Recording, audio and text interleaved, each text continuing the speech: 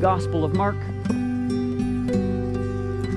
is this simple message establishing Christ as the Messiah, the secret, the mystery that is being progressively revealed, and various people are responding in various ways, mostly poorly, but some hearing, some seeing.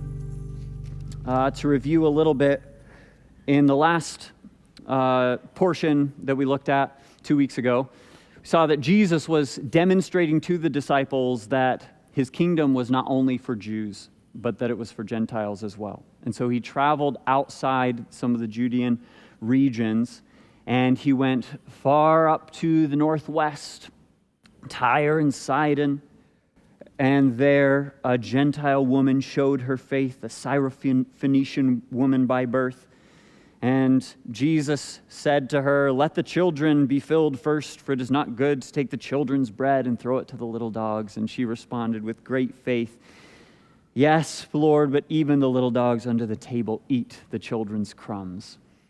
Surely the Messiah is for me too. Surely his food is for others to eat. And he said, "For this saying, go your way." And he healed her daughter. And then he departed from the northwest region down to the southeast, to the region of Decapolis, to the Sea of Galilee.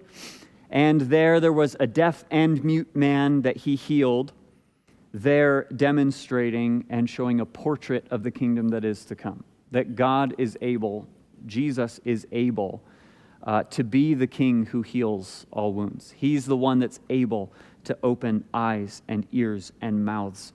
He has this power and this authority. So while he's still in this region in Decapolis, which is still, remember, the Gentile region, he begins traveling around, it looks like, for 3 days, for a few days.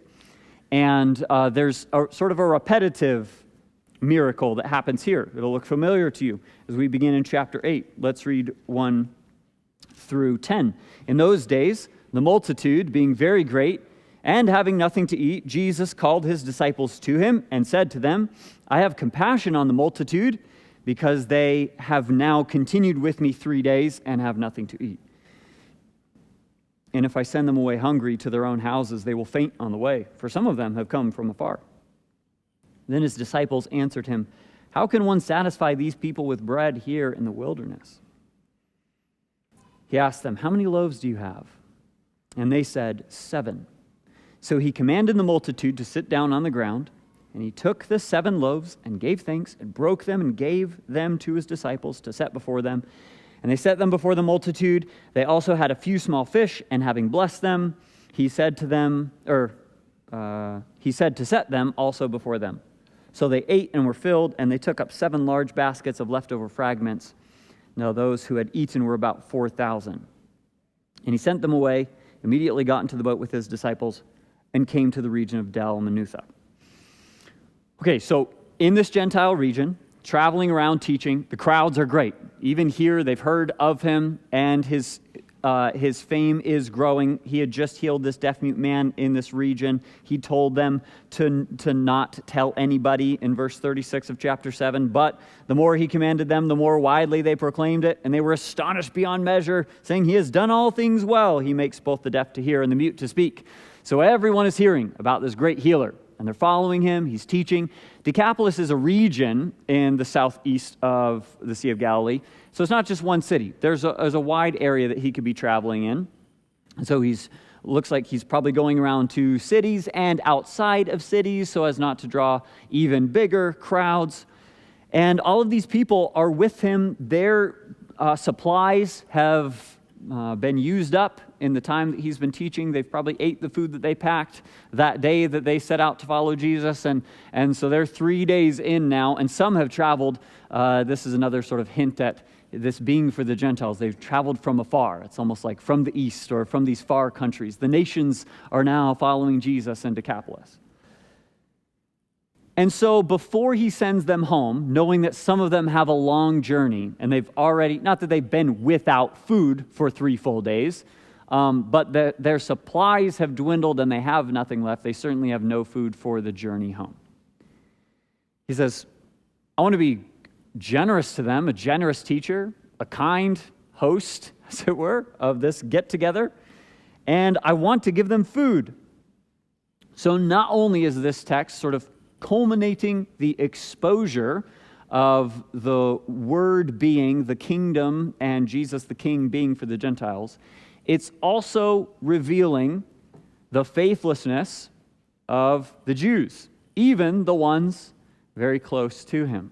So when Jesus says, I'd like to be generous to these people, I want to give them food, the disciples answer him, well, how are we going to do that? How could we satisfy these people? Who could satisfy these people with bread here so far away from the city, so far into the wilderness? Well, the ding-dongs, it just happened not that long ago, right? We just did this. And where did we do it? We did it in Judea. We did it with Jewish people. So why the repetition of the miracle? Why does Jesus do this again? For Mark's point, I think primarily it is to show, it is the demonstration that the kingdom is for Gentiles as well. The feast is for Gentiles as well. The prophesied messianic banquet feast. The king will feed all of the nations. So it's not just something that happened here. Wow, we had 5,000 men over here that then he fed the whole crowds. No, he does the same thing among the nations. But man, the faithlessness of his disciples, it wouldn't be that hard, even if the question were something like, wait, are you going to do it again? Like, are you going to feed them again with nothing? If it were that, that's understandable. But this seems, difficult to comprehend why they would respond the way that they do.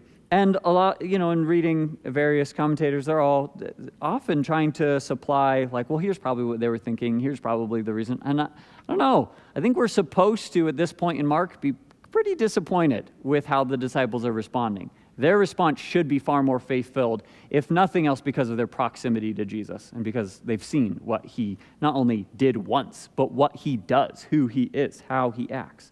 But they say, how could this happen? He doesn't even say, I can. Obviously, he can. That's the demonstration.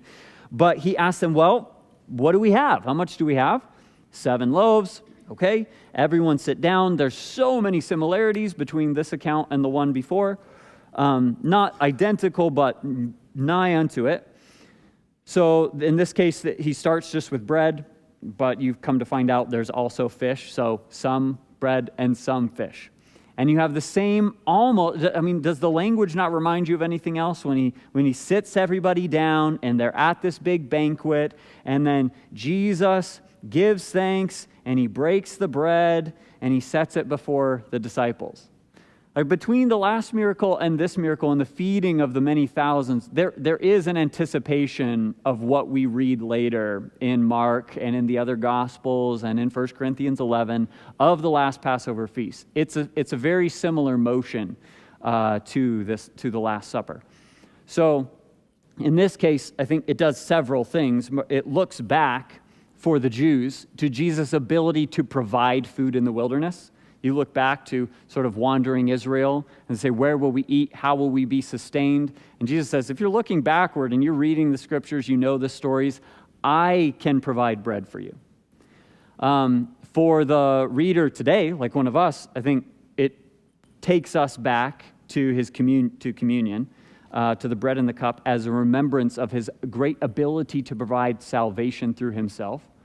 And then for the Jews at the time and for us as well, it is anticipation of this great feast, of the Messianic banquet. He will provide not just enough, but even like some of the Thanksgiving tonight, he provides far more than we need. And that's exactly what happens here. So after everyone has eaten all the bread that they want, all of the fish that they want, everybody's full, what do they have? Well, similar to what they had before, they have leftovers. So in the Jewish account, there were 12 baskets of leftovers. If we're leaning into anything, it probably is. That's a very Jewish number. It's a very number around like the 12 tribes or Jesus' 12 disciples. That makes sense that it's sort of represented there. And then 7 here. There are 7 baskets here. Nothing explicitly Gentile about that. but we do know that the Hebrews use 7 to communicate fullness and completion. So not only are the people full, but the intention of the feast proclamation is sort of full. Like, it's not only here, but it's also there. So like a full feast for the nations. And having completed this circuit of teaching for these several days in Decapolis, he then sends the people home, gets into the boat with his disciples, and comes to the region of Dalmanutha. Now, where's Dalmanutha?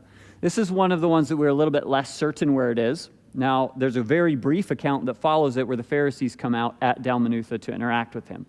So that would clue us in, if nothing else, that it's probably the western side of the Sea of Galilee, which would have been the side where the Jews were living and where they would have had Pharisees ready and waiting for Jesus. So it's probably on the western side. There's a couple different cities and some digs that have been done that may be, Dalmanutha, but we're not 100% sure, to my understanding, where this city is. So a really brief account, just 2 verses as it's marked out for us here. Why does this exist? The Pharisees come out and they start to argue with Jesus again. Right as soon as he gets there, it seems, they're just, oh yes, and another thing. They want from him a sign from heaven. They're testing him. But he sighed deeply in his spirit and he said, why does this generation seek a sign? Assuredly, I say to you, no sign shall be given to this generation. And then he left them and got into the boat and departed to the other side. So what's going on here? Why does this exist? Well, for a few reasons. One, it continues to establish and set up the great controversy between Jesus and the religious leaders. It's another brief account in that whole storybook, leading to the sort of great battle at the end where they oppose him and lead the people to chant, crucify him, and lead him to the cross. So the leaders are still against him. But it also is introduction to Jesus' teaching in the boat. So it really sets up, if we didn't have these couple verses here, we wouldn't know why Jesus has the conversation that he does with the disciples in the boat. So those are a few reasons. But what is the spirit of the Pharisees here? They want, again, increased authentication of his divinity. I don't think it's that they've forgotten what they've seen. They know what they've seen. They know what he can do. They know that he can do miracles. They know that he can heal. But they want more. Maybe not another of the same, but something bigger. Something like, I don't know, put a star in the sky. I don't know, like something grand that they can, an undeniable tying of Jesus to God the Father. And Jesus is righteously frustrated because everything that he has given them, everything that he has shown them, should be far more than abundant to prompt faith. There are other times he says, if I did what I've done here out in the world, the whole world would have believed on me. All of the people who didn't have the commandments of God, all of the people who had never heard from Yahweh, all of the people who had never read the book of Moses, they would all look at this and say, wow, we should follow this teacher, he's from God. And here you don't. Here the religious elite, the people who know the scriptures the best, they reject me. They want more. And so in his righteous indignation, he says, no, this generation will not receive a sign. Not what they were asking for. They've been given enough. And so he leaves. And we get to the third of the Markan boat accounts. And in none of the three have the disciples fared very well. Right? In each of them, their kind of faithlessness is exposed. And here, it's exposed in a little bit different way. Not because of a great storm, but because of their blindness, of the fact that they are not seeing what he is intending to show them. So he leaves, he gets into the boat again, verse 13, and departs to the other side. Now the disciples had forgotten to take bread, and they did not have more than one loaf with them in the boat. Can't you already sort of see that it's a setup for failure for the disciples? It's about a minimal amount of bread again. They haven't been doing very well with the minimal accounts of bread. And then he charges them, verse 15, saying, "Take heed, beware of the leaven of the Pharisees and the leaven of Herod." Another bread reference. And they reason among themselves, saying, "It's because we don't have bread." But Jesus, being aware of it, it's just a boat, right? He could hear them, says to them, "Why do you reason because you have no bread? Do you not yet perceive nor understand? Is your heart still hardened? Having eyes, do you not see? And having ears, do you not hear? Do you not remember when I broke the 5 loaves for the 5,000? How many baskets full of fragments did you take up?" They said to him, 12. "And also, when I broke the 7 for the 4,000, how many large baskets full of fragments did you take up?" And they said, 7. So he said to them, "How is it that you don't understand?" It's almost another feeding of the 5,000 error, isn't it? So this situation is immediately following the conversation with the Pharisees, and that's what Jesus is teaching them about. He's saying, beware lest you are like them, like the ones we just discussed, or had a conversation with. The leaven of the Pharisees, the leaven of Herod. Now, the leaven is like this piece of the dough that you would leave out, you then mix into the new dough that you're making, and the new dough rises because there's yeast in the previous part.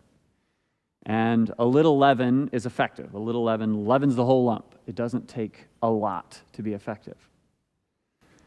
And it's often associated, particularly for the Jews, and these boys, like they know that the picture of leaven, particularly in their feasts, is often a negative thing. It's often identified with sin, something that has almost a disease kind of an effect. And so he says, don't be diseased like the Pharisees. Don't have like gangrene like them or like Herod. He's talking about the leaders. He's talking about the ones that have opposed him. He's saying, look, how are they responding to me?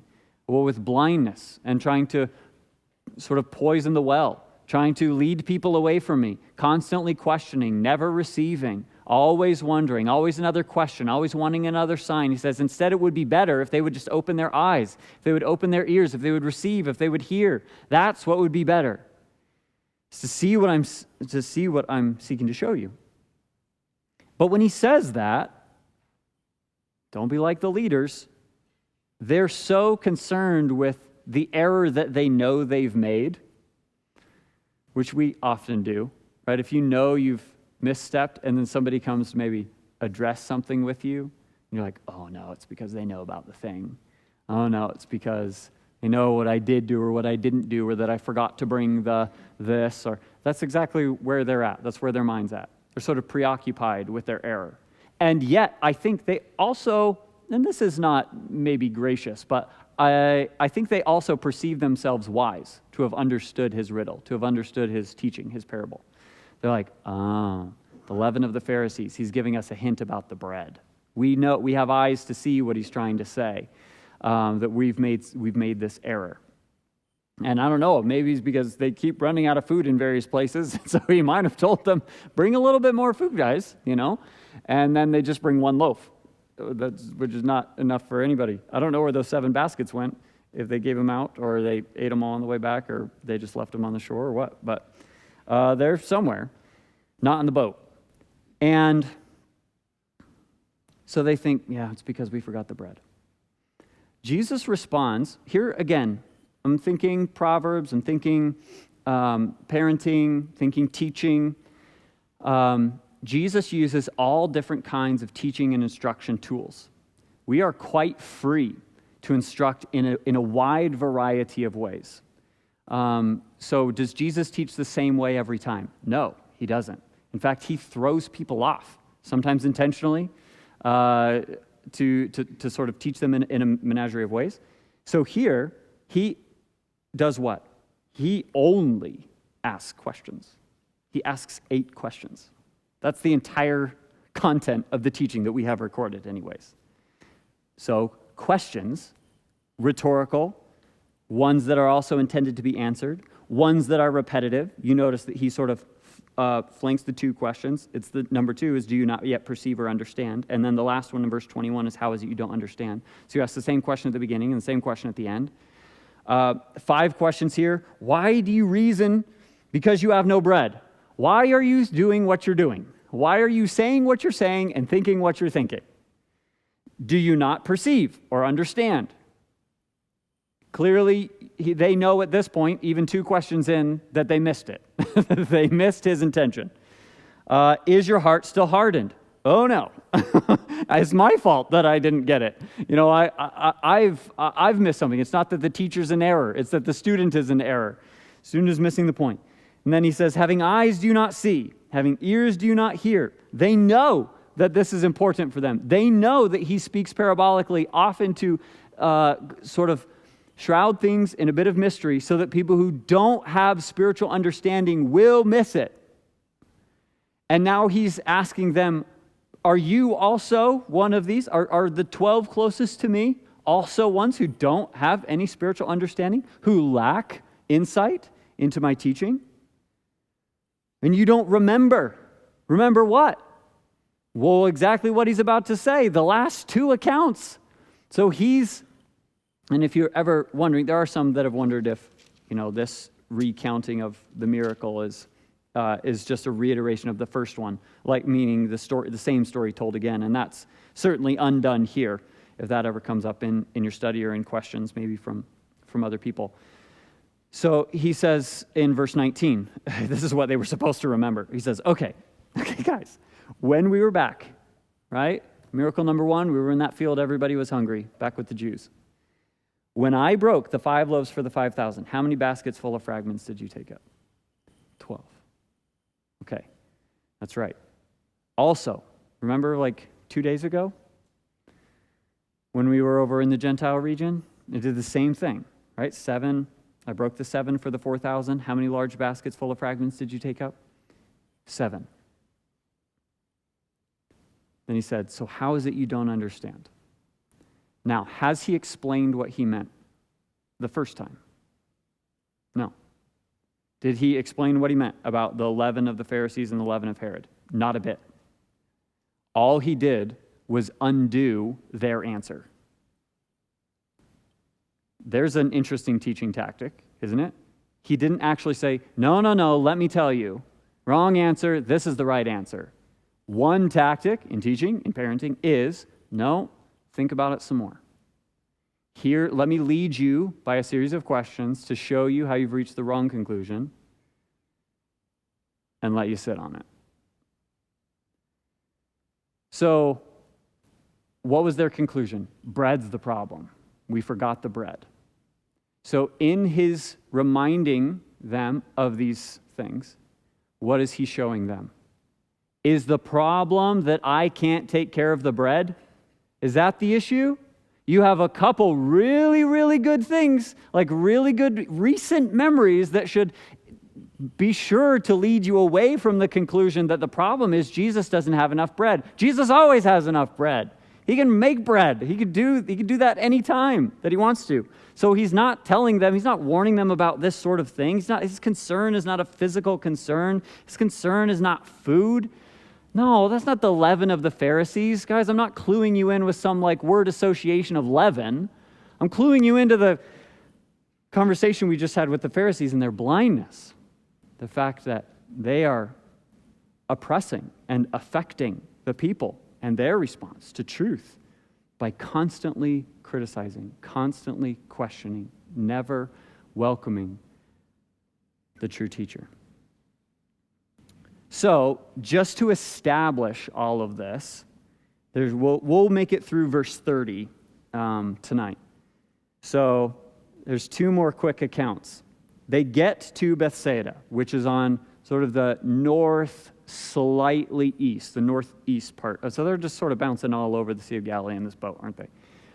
So they get up north, and right when they get here, there's a blind man that people are begging for Jesus to heal. A little bit of an interesting scenario again. Let's read through it. 22 and following. So they came to Bethsaida, they brought a blind man to him, begged him to touch him. So he took the blind man by the hand, led him out of town. And when he had spit on his eyes and put his hands on him, he asked him if he saw anything. And he looked up and said, I see men like trees walking. Then he put his hands on his eyes again and made him look up. And then he was restored and saw everyone clearly. Then Jesus sent him away to his house, saying, neither go into the town nor tell anyone in the town. So in this case, we'll see in a moment, Jesus is sort of en route to Caesarea Philippi. He has a 25-mile walk that he wants to take with the disciples up to this region. Likely because that's where the transfiguration happens. There's a mountain up there. But he's around, or in, I guess, immediately. He's in town. They bring this guy to him. He takes the guy out of town to do the healing, probably to keep it quiet, and then takes off from there. So what's really unique as far as this story goes is the fact that it's like a two-part healing. Now, this man's blind, and Jesus does some work. Jesus takes a first swing at it, and he can kind of see. It's like he opens his eyes for the first time after the great miracle worker has worked on him, and it's like, well, it's better. It's I can see shapes, sorta. I can see fuzzy people walking around. Thank you, I'll take it. But Jesus takes another swing at it, and then he opens his eyes and he can see clearly. Why is that happening? What in the world is going on? Was it like that difficult of a demon, that hard of a thing to fix? No, certainly not. Is it that Jesus sort of slipped or something, missed a little? No. Jesus is teaching something completely unrelated to the blind man that really only takes great life in the literary story of Mark. Because Mark has seen Jesus' intention here, and he tells the story in a way that just fits like puzzle pieces to what's happened before and what's about to happen next. Because Jesus doesn't need 2 tries to heal a blind man, does he? Why did he do that?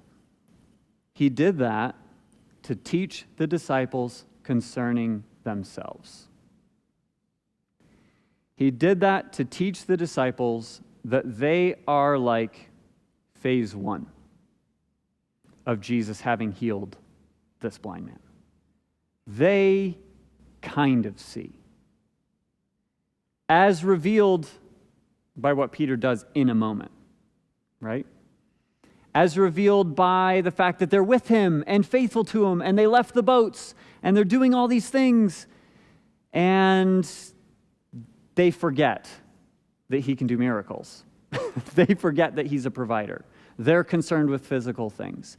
They're not catching his cues. They're not really in harmony with Jesus' teaching. They know some things and they see some things, but it's pretty blurry right now. That's the literary point that Mark is making. And what Jesus is intending to teach the disciples is like, oh, I think I need more sight. I think I need round 2 of Jesus healing the blind man so that I will see clearly.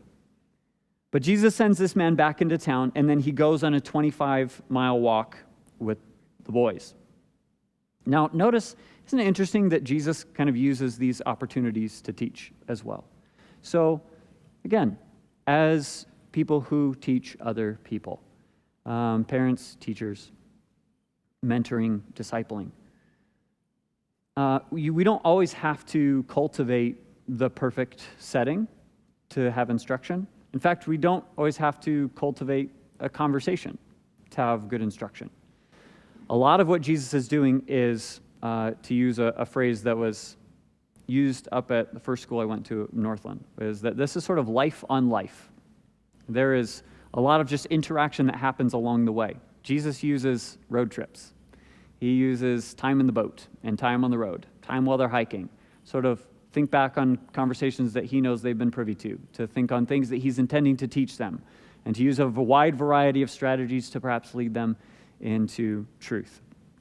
Now, we're also operating with a lot less information than Jesus was, and will be far less skilled, yet we learn from him. So Jesus uses this walk. Now Jesus and his disciples, verse 27, went out to the towns of Caesarea Philippi, and on the road he asks his disciples, saying to them, "Who do men say that I am?" So like, oh, well, John the Baptist. I heard somebody say Elijah, one of the prophets. And he says to them, all right, what do you guys think? Who do you say that I am? Peter pipes up. He answers and says to him, "You are the Christ." And he strictly warned them that they should tell no one about him. This is the turning point of the book. This is where things begin to pivot. And so in this conversation, it's fascinating that when he asks them what other people are saying, like, what are you sort of hearing? What are the conversations that, when you're around in town, when you're going to get food, when people are asking you questions, what are they thinking? And they're thinking, well, somebody great, a great teacher. John the Baptist, Elijah, like these are premier Old Testament guys, Elijah is, and John the Baptist, premier New Testament guy. One of the prophets, there's a connection even between Elijah and John. Somebody great. And what's interesting is that as we think about this 2,000 years later, that's what almost everybody says, right? Even most world religions view Jesus positively, view him as some sort of great teacher, maybe a prophet, maybe someone even sent from God, certainly a moral individual who had good societal principles, things that would lead us into like a society of kindness and things like that. But is that enough? Is that who he really is? Is that all that our Jesus, our King, our Savior is? No, it's not. And so Peter looks really good in his answer, doesn't he? You might even say, is that like the blinders coming off? Is this phase 2? Does he now see clearly? He says, you are the Christ. This is, we just read even in Hebrews, didn't we? That this is like the identification of Jesus. He's the Christ. He's been the Messiah from before time unto today and to forever. Like this is who he is. This is the Old Testament character that's been prophesied. It's the anointed one. It's the one that's going to save Israel from their sins. It's the one that's going to deliver them. It's the one that's going to bring back the Davidic kingdom. He's all of these things, many, many, even hundreds of prophecies about this one. And so Peter's like, you're that guy. You are the Hebrew is Messiah. You're the prophesied anointed one. In the Greek, you're the Christos. And so he's right. He nails it. But he sees through a veil. What happens, and we'll just read the next piece. What happens immediately after this is Jesus like, you're right. I want you to keep this amongst yourselves right now, and I'm going to start to teach you about who the Christ is, about what that means. And so he starts to explain, he teaches them that the Son of Man must suffer many things and be rejected by the elders and chief priests and scribes and be killed.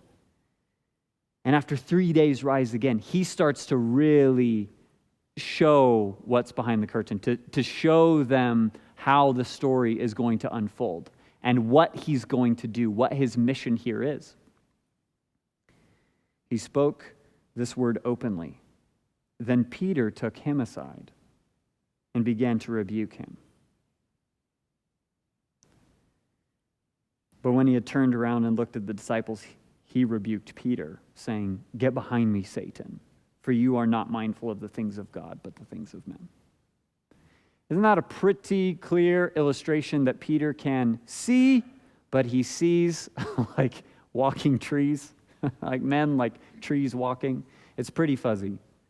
And so what Jesus does in the texts that follow is he begins teaching his disciples about the cross. He begins teaching them about what he's going to do. There are 3 different cycles we'll see this as we go through. It's interspersed with some other stories, but there's 3 different teaching times where Jesus rehearses this prediction about his death and what's going to happen explicitly in Jerusalem. And then the fact that there's a misunderstanding. The disciples don't quite get it. Peter didn't quite get it. They still bicker and argue or push back or misunderstand, see in a very veiled way. And then he leads them to see the implication of the cross for them and teaches them about the cost of discipleship and how that's going to be a pretty high cost for them too. So that we're turning the corner into the next phase.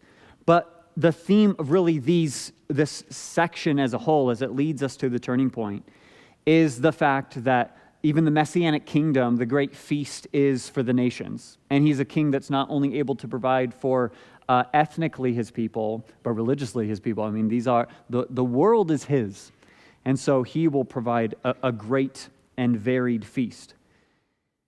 The people closest to him there's still a rejection. The prophet he has no honor in his own country. Even in his closest circle, it's not clicking. And so when he says things, it's just very disjointed. So that they think their great error is forgetting the bread. And they think they forget his great ability to provide bread, his abundance, his spiritual teaching, all of these things. Which exposes to us the need for God to open eyes, as he did with the blind man. So the blind man really it's actually at the heart of the whole thing, is that Jesus opens his eyes. And he opens them at times progressively. It's not always an all at once sort of a thing. In fact, we know through the process of salvation that we are in a process of our eyes being opened. Even Paul describes this whole life in one way is seeing from behind a veil, isn't it? A life of faith is there's great difficulty and some distance there as it relates to belief. But blessed are those who believe and who have faith, even though they can't see many things. And it's just this promise too, as Jesus demonstrates, but I will give not just veiled sight, I will give clear sight. And that's what he does with the blind man. So I think good encouragements of assurance, encouragements of Jesus' promise towards spiritual progress and his patience with his people in his mission of being the Christ. So he's a faithful teacher, and he will do the same even for us.